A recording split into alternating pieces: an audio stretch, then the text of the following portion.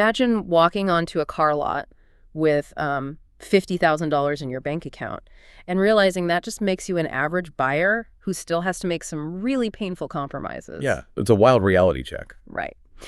Welcome to Auto News Talk. The automotive industry right now is trapped inside this massive, high-stakes pressure cooker.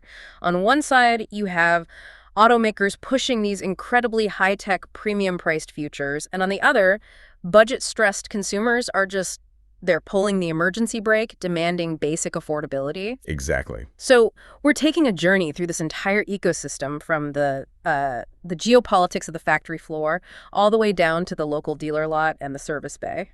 And the underlying mechanics of this market are just fascinating to watch unfold. Because when you look at the raw data, consumer behavior is shifting much, much faster than the industry can actually pivot. Yeah, they can't keep up. They really can't. We aren't just talking about cars as physical objects here, We are mapping out the flow of money and data. We have this massive affordability wall that buyers are crashing into, which is radically altering the electric vehicle landscape. Right. And then we also have to navigate these hidden international supply chain wires that are complicating everything. And finally, we'll look at how local dealerships are frantically adapting their technology to survive all this friction. I look at the whole landscape and it honestly reminds me of a massive game of musical chairs. Oh, that's a good way to put it. Yeah, like the music is slowing down and everyone, buyers, dealers, automakers, they're all just scrambling to secure a safe seat before the music stops completely. The data strongly supports that analogy, honestly, because the core mechanism slowing that music down is affordability. Yeah. There's a report analyzing April new vehicle supply data that lays out exactly how automakers are managing this dynamic. Okay, what does it show? Well, the day's supply is sitting at 78 days. And we see these pockets of expansion in trucks and utilities, but sedan sales are very mixed. Because the budget-sensitive buyers are just totally tapped out, right? But automakers are terrified of going back to the old days, the days of flooding the lots and offering massive fire sale discounts. Right. They want to hold the line on inventory discipline. Absolutely do. The strategy is highly calibrated. They're using targeted incentives to clear out older stock without resorting to panic discounting, specifically to protect the pricing on incoming models. So they're holding their ground. Yeah, and there's a really memorable detail in this supply analysis that proves it's working so far. The average transaction price is hovering precisely at $49,461. Oh, wow. Nearly 50 grand for an average new car. So the automakers, they basically learned their lesson from past inventory gluts. They did. They made a calculated decision to prioritize profit margins over sheer volume. Like they would rather sell fewer cars at a higher profit than chase market share with cheap vehicles. That is the exact strategy. But that report leaves a massive open question. Which is what? Will consumer affordability remain so soft that it eventually forces those automakers into the broad discounting they're so desperately trying to avoid? Because you can't keep raising prices if the buyer's wallet is completely empty. No, you really can't. And that buyer's wallet is taking hits from multiple angles. It's not just the sticker price, it's the total cost of ownership. Yeah, that's a huge factor. Another source we looked at, focusing on auto buyer trends, really reveals the psychology of that stressed consumer. The research shows the market is shifting heavily toward intense, self-directed digital research. Makes sense. People want to know what they're getting into. Right. And 58% of buyers list affordability as their absolute top concern. Furthermore, and this is wild, 47% are completely blocked from purchasing due to rising insurance costs. 47%? That is wild, but it makes perfect mechanical sense. How so? Well, think about it. We put radar, LiDAR, complex sensors into the bumpers and side mirrors of just basic commuter cars now.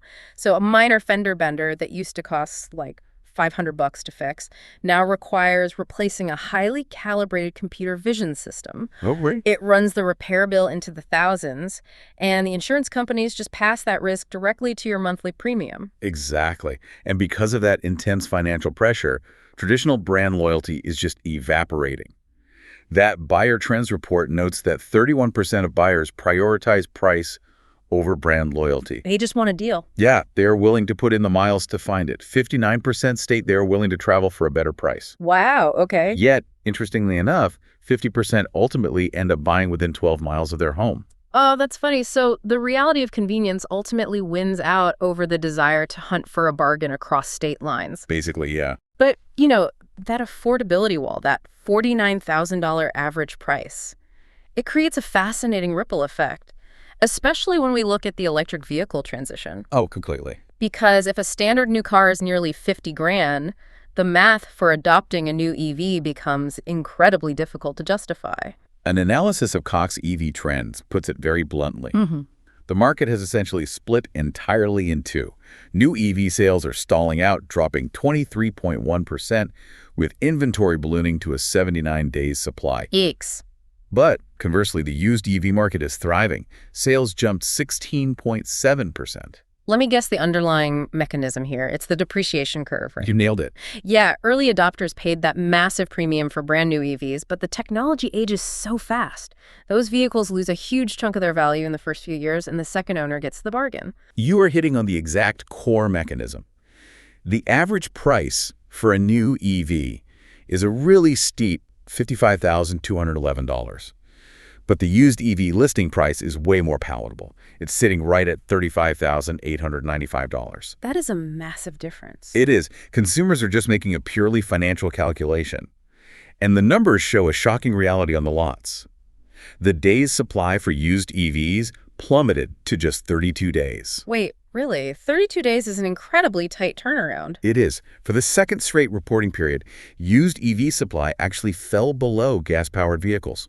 They're just flying off the lots. That's incredible. Yeah, the barrier to EV adoption is no longer just range anxiety or lack of chargers. It's the pure economics of the new vehicle price tag. But that raises a major logistical limitation, doesn't it? What do you mean? Well, what this EV data doesn't tell us is whether this booming used EV market will eventually just run out of fresh inventory. Oh. If new EV sales continue to slump, the pipeline for used EVs dries up a few cycles from now. You can't have a robust used market without a healthy new market feeding it. That is a very real problem. And it highlights an important transitional reality. Consumers are leaning heavily back toward hybrids and gas-efficient vehicles. They want that middle ground. Exactly. If we cross-reference that Cox data with the auto buyer trends research we talked about earlier, it adds some crucial context. 31% of buyers believe automakers should prioritize hybrids as a financial and practical bridge until the charging infrastructure catches up. So the consumer is clearly signaling a desire for practical, affordable electrification, which it brings up a glaring contradiction. Sure. If buyers desperately want affordable EVs like, specifically something under that $35,000 mark, the obvious solution would be to let cheaper international options into the market to meet that demand. Yes. That takes us right into the geopolitical side of the map. It's messy, right? Extremely. There's a report on China auto supply chain exposure that highlights just how incredibly complicated that idea is. And just to report the political context objectively here, without endorsing either side, there are intense bipartisan efforts in the U.S. government to keep Chinese automakers out of the market. Because of the tech, right. Right. Lawmakers view modern connected vehicles as rolling data collection devices. That raises major national security and data privacy concerns about having foreign-controlled technology on American roads. Meanwhile, from a pure market perspective, China has over 200 EV models priced under $25,000. 200, yeah. So the political desire to block them clashes violently with the consumer's demand for affordability. The clash is massive.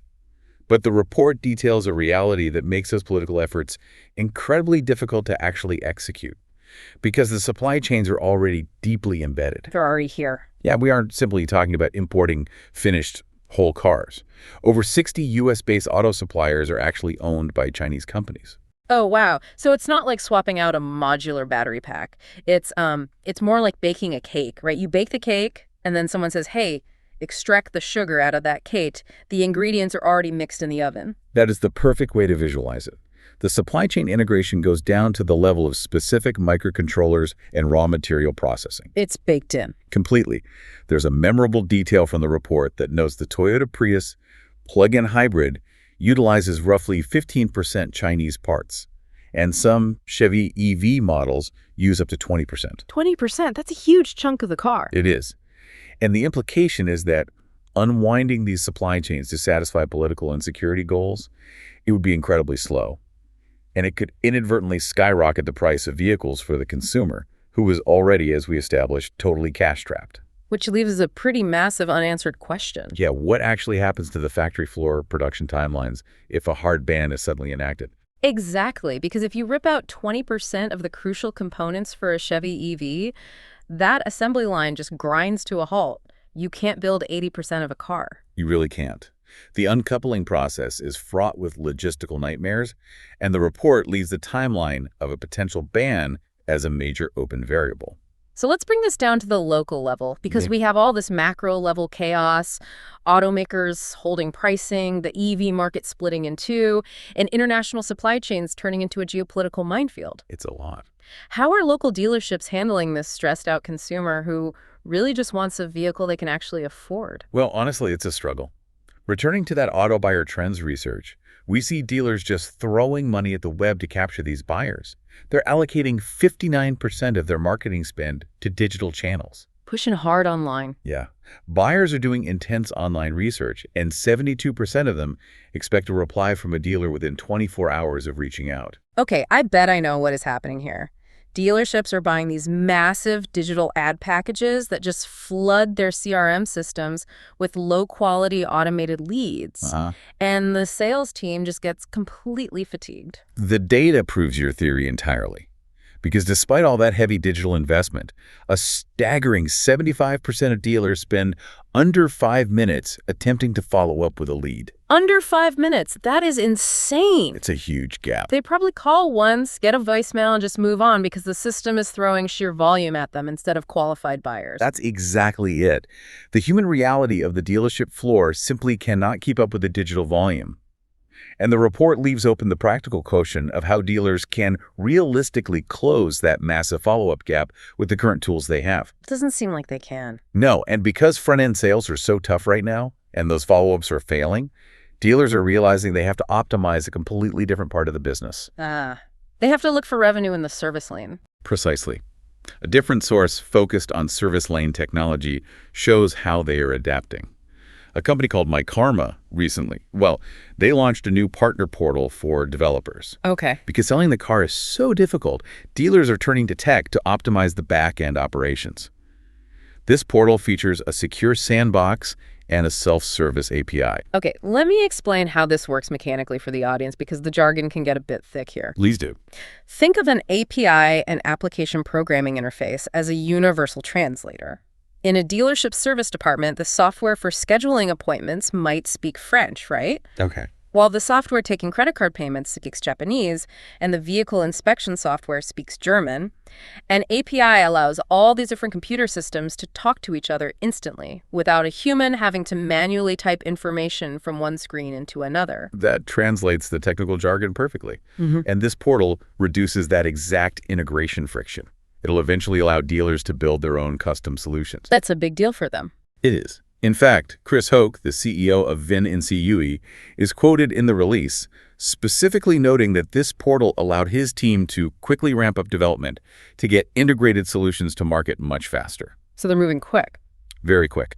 The implication is that dealerships are completely shifting their operational focus to service retention and tech integration just to survive the slowdown in front-end sales. Though I will point out one limitation in that release. The company didn't disclose how many early access partners are actually approved or what the exact criteria are to get into this portal. That's true. We know the tool exists, but we just don't know the scale of its adoption across the industry yet. That is a fair limitation to point out.